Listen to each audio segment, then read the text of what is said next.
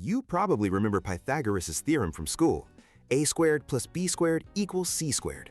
It's for finding the side of a right-angle triangle.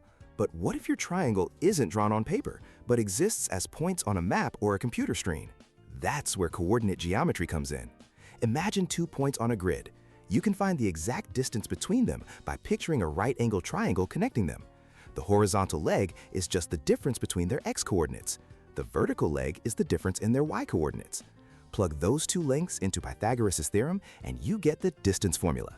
For points 1, 2, and 4, 6, the horizontal change is 3 and the vertical is 4. So the distance is the square root of 3 squared plus 4 squared, which is the square root of 25, giving you exactly 5 units. Now what about finding the exact center of the line connecting those points? This is even simpler. The midpoint formula just asks you to find the average.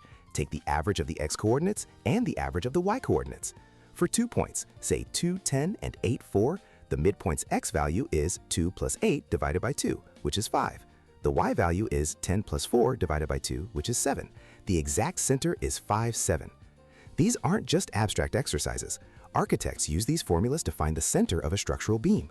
A game developer uses them to calculate if a character is within range of an item or if a jump is possible.